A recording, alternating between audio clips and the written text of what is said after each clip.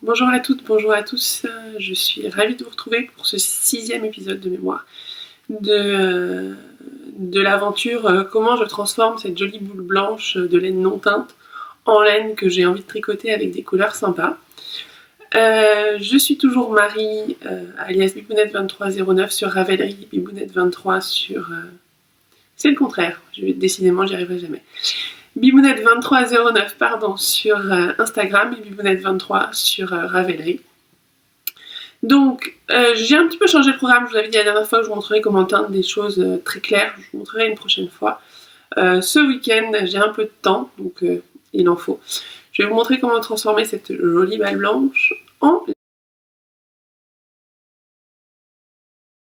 J'imagine que la plupart d'entre vous le savent, mais il y en a peut-être qui ne le savent pas. Donc, rapidement, quand vous faites des chaussettes, c'est le principe, si vous voulez des chaussettes qui soient rayées, cette laine-là, avec la façon dont on va la teindre, les rayures vont se faire automatiquement. Vous n'aurez pas à changer de couleur quand vous voudrez passer d'un gris, par exemple, à un bleu, au hasard, une couleur que je n'aime pas du tout, ou d'un gris au rose.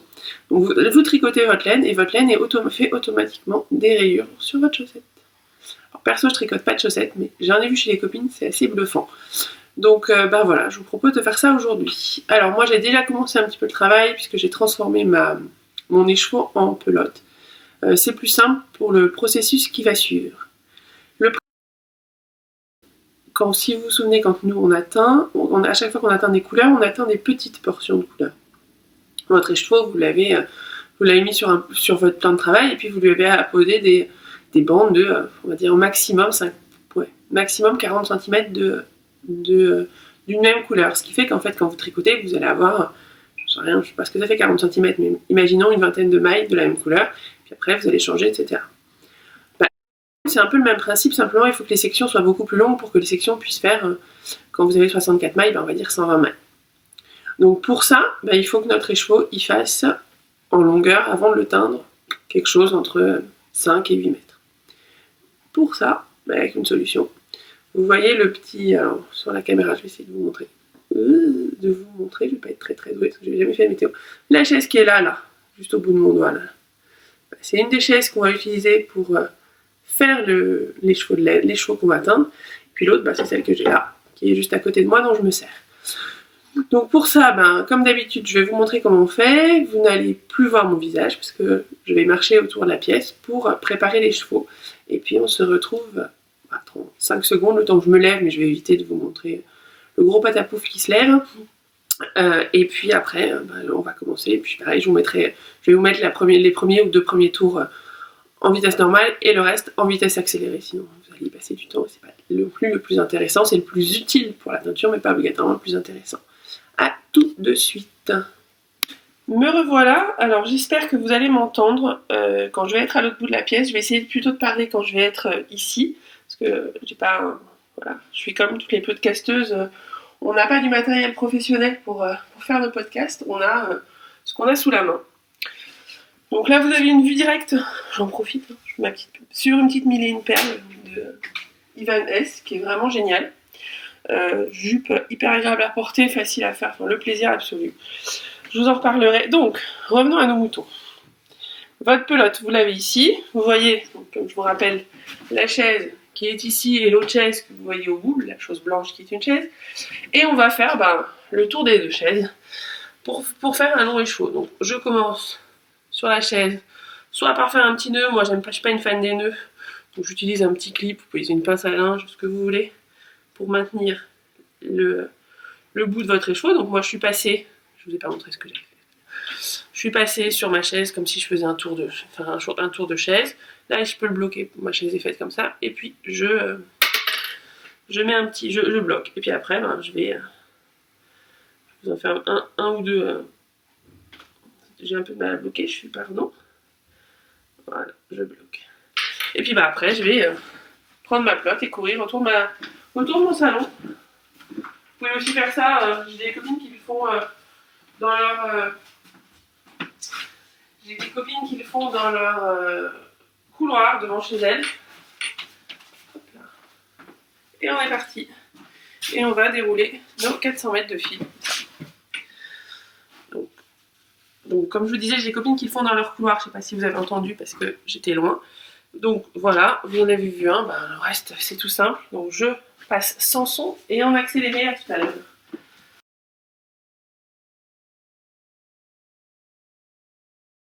Me revoilà, donc comme vous pouvez le voir, on a bien un écheveau qui court tout au long de la pièce. Et puis là on va, comme on fait d'habitude quand on refait un écheveau, on va lui mettre des petits liens un peu, je vais en mettre 7-8, pour bien le maintenir et que pour faire que quand on va teindre, l'écheveau ne va pas se déliter et que vous n'allez pas vous retrouver avec une forêt de nœuds, c'est pas l'objectif. Donc surtout là, vous ne serrez pas les petits liens, vous les laissez bien lâches pour que la teinture puisse rentrer dedans. Sinon, si vous les faites trop serrés, la teinture, le lien va empêcher la teinture de rentrer.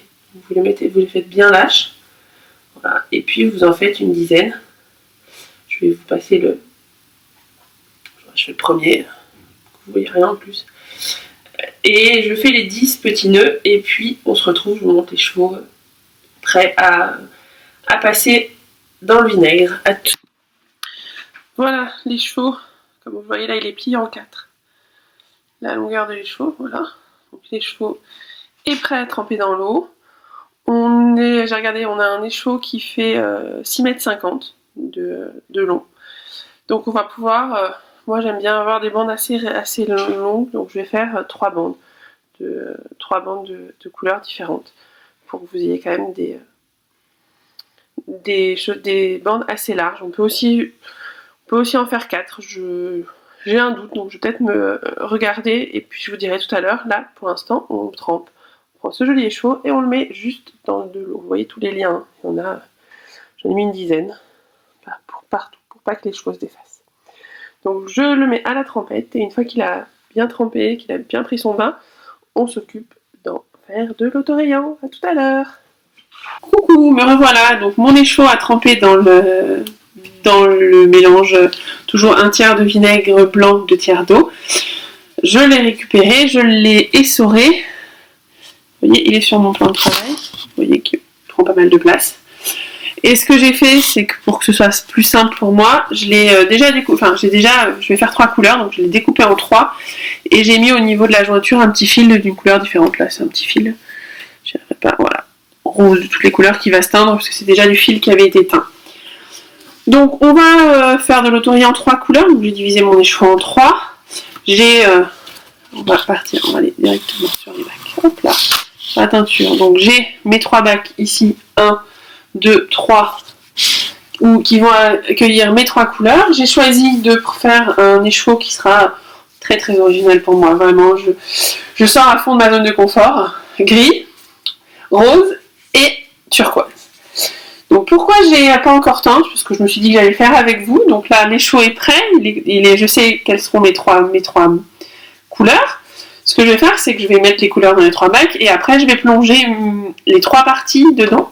Ce qui est important, enfin moi ce que je fais, c'est que je laisse toujours une partie plus ou moins longue, 10-15 cm on va dire, blanche quand je mets dans mes teintures, pour que pour essayer de faire une jointure la plus jolie possible entre les 2 couleurs. C'est pour ça que j'ai aussi une seringue, ce qui va me servir après. Et vous allez voir, quand je vais avoir fait mes colorants, je vais prendre dans le mélange coloré l'équivalent, je sais pas, d'un demi-verre à peu près, de la même couleur, ce qui me permettra de faire les jointures, on les fera ensemble juste après. Si c'est pas clair, vous mettrez un commentaire en dessous, parce que là je me sens pas super clair, mais dans ma tête c'est clair, et quand on va le faire, je pense que ça vous paraîtra assez limpide. Donc ici j'ai mon noir, enfin gris, assez clair. Hop là, je le plonge dans le premier. Tout mettre, on va pas se prendre la tête. J'ai ma petite cuillère en bois qui me sert à, voilà, mettre tout de la même couleur. Voilà, j'ai mon rose ici qui est aussi assez clair, je le sais. Je le mets dans mon deuxième bac, ma deuxième couleur. Et mon turquoise, alors j'en ai fait un certain nombre, il faut que je vois dans l'eau. J'ai l'impression que j'en ai mis beaucoup, mais que ça va faire assez foncé. Donc je vais en mettre que la moitié. Voilà. Donc ici j'ai mes 3 couleurs qui sont prêtes. Donc ce que je vous disais, c'est que je vais en prélever dans chaque petit bac, je vais prélever l'équivalent d'un demi-verre, on va dire. Voilà, de couleurs pour pouvoir travailler sur les jointures. Hop là. Vous pouvez le faire, mais autrement je le fais un peu à l'arrache. Vous le voyez. Et puis un gris. Hop là. Voilà. Et puis après, je vais plonger mon écheveau qui est là. Donc la première partie qui va jusque là. Je vais la mettre donc un peu en dessous dans mon gris. Voilà. Je vais laisser tremper un peu. La deuxième partie, jusque là, dans mon rose. Je vais laisser tremper. Vous voyez qu'il y a une partie qui reste blanche pour l'instant. Et ma troisième partie dans le turquoise. Voilà. Donc là, comme d'habitude, on laisse un peu tremper. Vous voyez, le rose commence à être rose. Joli rose. Mon gris est très clair, c'est ce que je voulais. J'en rajoute un petit peu, je me dis que voilà, je veux pas trop en avoir à faire avec la seringue, donc je vais aller au plus loin que je peux aller, voilà, jusqu'au bout de jusqu'à ma petite marque. Voilà. Et ici, voilà. Et je vais laisser quelques minutes se faire. Coucou! Donc j'ai laissé tremper mes trois couleurs dans la teinture. Maintenant, je vais les essorer et puis compléter. Je vais vous expliquer pourquoi je complète après. Donc voilà, j'ai ma première couleur ici, qui sera mon gris. Assez clair, c'était mon but d'avoir un gris clair. J'ai un gris clair. Après, j'ai un rose. Je profite, je les sors. Je les sors un peu. Voilà. Un peu flashy. Sympa. Voilà. Vous voyez sur la deuxième couleur. Toujours mon trou blanc qu'on va compléter tout de suite. Et mon bleu turquoise. Hop là. Que j'essore aussi. Voilà. Les trois couleurs sont essorées. Donc là, l'objectif, je vais vous le mettre, ça va être de travailler sur cette partie blanche. Puisque le principe de l'autorayant, c'est de passer du gris, enfin, d'une couleur à l'autre avec la meilleure transition possible. Donc pour ça, je vais commencer par mon rose, je vais essayer d'aller jusqu'à ma ligne, et je vais remplir le blanc. Donc à la main, je trouve ça plus propre que en patouillant un peu. Et ouais, on recommence la patouille, ça met longtemps. Hein. Donc on patouille bien. Voilà. On retourne. En général, l'autre côté est blanc. Voilà. Je vais jusqu'à mon trait de... Voilà. On remet encore un petit peu ici.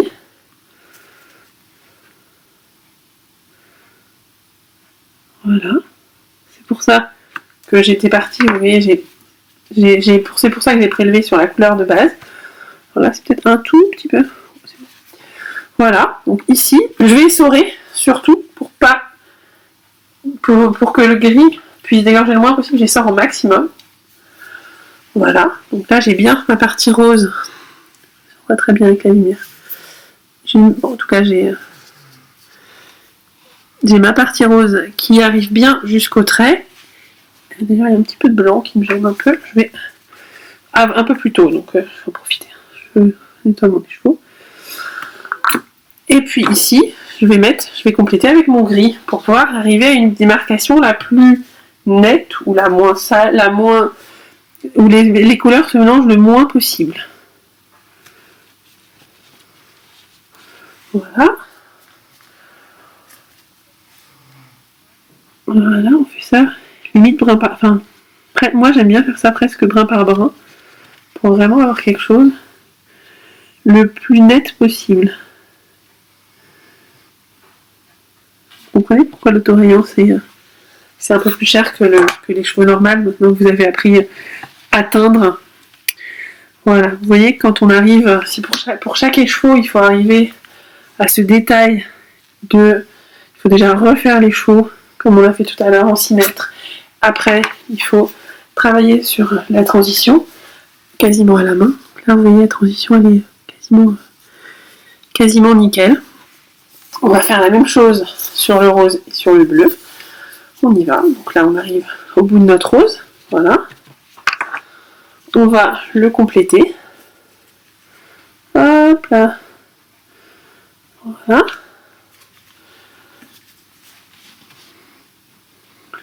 Jusqu'à la limite que vous voulez. Moi, j'ai mis des petits fils. Vous pouvez mettre ce que vous voulez. Ne rien mettre et le savoir de vous-même. Bon, après, chacun fait comme il a envie de faire. Moi, je sais que le petit fil m'aide. Voilà. Donc, je fais un petit fil. Voilà, je retourne. Je sais encore bien encore du blanc. Rose, donc hop, on remet. On commence toujours par la couleur qui va être la plus claire. Là, c'est le cas du rose.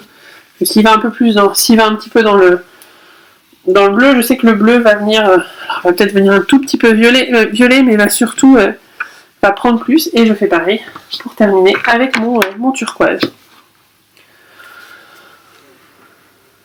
Voilà, jusque, je vous dis presque au, à la brun, presque brin par brin pour vraiment avoir une limite qui soit la plus correcte possible. C'est pas toujours facile. Des fois il y a un petit peu, mais quand vous regardez les marques de la notoriante biscotte, il y a aussi un petit peu de chevauchement, donc faut pas non plus. Voilà. Donc là vous avez, je sors toujours pour pas que ça puisse. Voilà, vous avez ici la démarcation des deux. Voilà. Donc c'est plutôt pas mal. Là je m'aperçois qu'il y a un tout petit peu de blanc, ça me gêne, je veux pas de blanc, surtout pas de blanc. Hop, j'en remets un petit peu. Et voilà, il n'y a plus qu'à faire cuire. Donc, comme d'habitude, je redonne parce qu'on m'a reposé la question la semaine dernière, comment est-ce qu'il faut faire pour. Combien de temps on fait cuire les échevaux, etc. Donc vous les mettez, enfin moi je les mets, faites ce que vous voulez. Moi je les mets dans du papier cuisson, papier film, ou dans un sachet congélation pendant une demi-heure au cuit-vapeur. C'est-à-dire qu'une fois que la vapeur, une fois qu'on me dit que le cuit-vapeur est en vapeur, je laisse une demi-heure. Voilà, donc vous avez votre écheveau avec vos transitions. Là, on voit un peu moins bien. Voilà. D'autorient, et il n'y a plus qu'à faire cuire. Et puis, je rappelle, on fait cuire. Une fois qu'on a fait cuire, on laisse sécher. On laisse refroidir, pardon. Une fois qu'on a laissé refroidir, on rince bien. Et une fois qu'on rince, il n'y a plus qu'à laisser sécher et puis remettre. On se retrouve une fois que c'est sec. Je le remettrai sur les chaises comme tout à l'heure et on fera ensemble la pelote de fin. Pour que vous ayez une vraie pelote d'Autorient. À plus tard, ou peut-être plutôt demain matin. À plus tard, au revoir. Bonjour, rebonjour. Donc, il y a une nuit qui est passée entre le moment hier où on atteint ce joli petit écheveau et ce matin. Voilà, l'écheveau a été donc cuit au cuit-vapeur pour fixer la teinture, refroidi, rincé, séché. Et puis je l'ai remis, vous le voyez juste derrière, entre les deux chaises pour qu'on puisse maintenant préparer notre pelote. Je vous propose de faire ensemble la pelote. Je vais faire le début comme d'habitude à vitesse réelle. Et puis une fois que on aura fait un tour ou deux, je referai en vitesse accélérée l'essentiel. Et puis je ferai les 2-3 dernières bandes avec vous en vitesse normale pour que vous voyez ce que ça donne. Écoutez, je vous propose de vous retrouver. Je me remets debout puisque je suis assise pour vous parler. Et je commence tout ça dans 3 secondes. Vous ne me voyez pas, vous voyez que mes jambes. Mais vous voyez l'essentiel, c'est-à-dire la laine. Donc je commence par enlever les différents petits fils qu'on avait mis ensemble hier. Hop. Hop. Je vais le faire. Hop. Ça va me permettre de retrouver celui où était le début de mon fil. Je pense qu'il est là. Voilà. Donc, j'ai retrouvé le début de ma pelote. Je vais pouvoir maintenant commencer à faire commencer à faire ma pelote de façon classique. Hop, donc vous allez me voir refaire le tour de la chaise pendant un certain temps. voire un temps certain. Voilà. Je coupe les petits nœuds au fur et à mesure sur le premier tour. Vous voyez, l'intérêt des petits nœuds qu'on a mis tout au début, c'est qu'il n'y a pas de... Des petits liens qu'on a mis tout au début, c'est qu'il n'y a aucun nœud dans mon échoua, donc ça va être quand même beaucoup plus simple pour faire la pelote. Donc, vous avez vu l'essentiel. Pardon, si je m'avance pas, vous n'allez pas m'entendre. Vous avez vu l'essentiel, je passe en mode accéléré et on se retrouve à la fin.